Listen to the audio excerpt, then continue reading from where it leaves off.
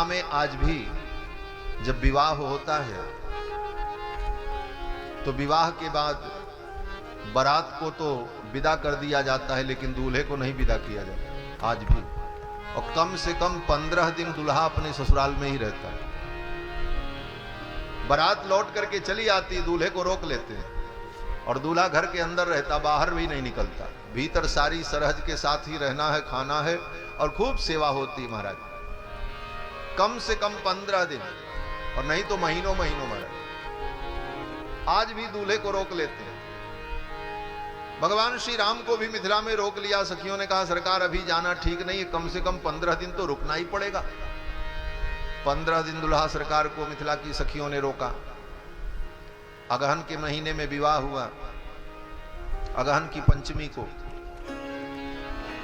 और फिर 15 दिन जब रोक लिया विवाह के बाद तो अगहन का महीना खत्म हो गया, पूस का महीना शुरू हो गया।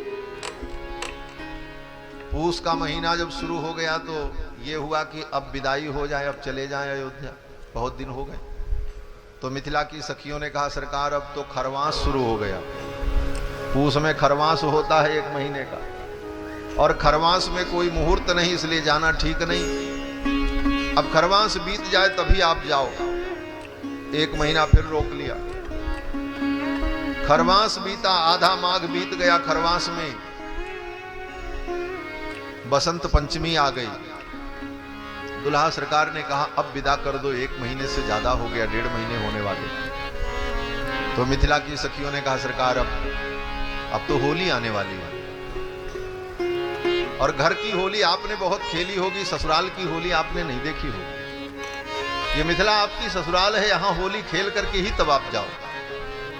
अब तक होली सो होली, अब समुझ खेलो होली। ये मिथिला की होली का आनंद ले लो तब आप जाओ। मिथिला की सखियों ने दुल्हा सरकार को रोक लिया और होली में ठाकुर जी को होली खिलाया। और होली में मिथिला की सखियों ने ठाकुर जी को सजा करके नर से नारी बना दिया। मिथिला की सखियों ने कहा आज दुल्हा सरकार को नर से नारी बनाओ।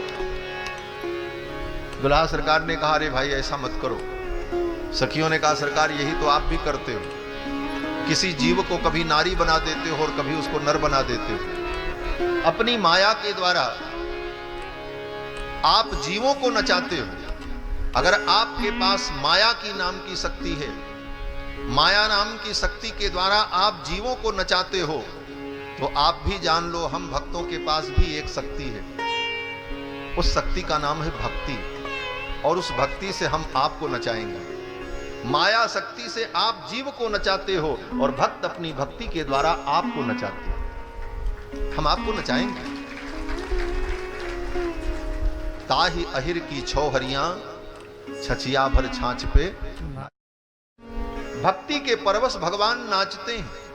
मिथिला की सखियों ने कहा आपको नचाएंगे। और आज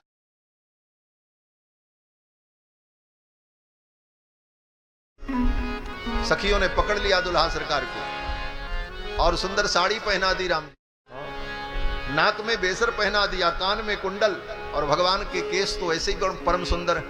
उन केसों को बटोर करके ऐसी सुंदर बेणी बनाई, ऐसी चोटी बनाई कि दुल्हा सरकार श्री रघुनाथ जी का मानो मोहिनी अवतार हो गया। जो मोहिनी अवतार सतयुग में हुआ था, समुद्र मंथन के समय भगवान ने जो मोहिनी रूप धारण किया, वो मोहिनी रूप भगवान का प्रकट हो गया।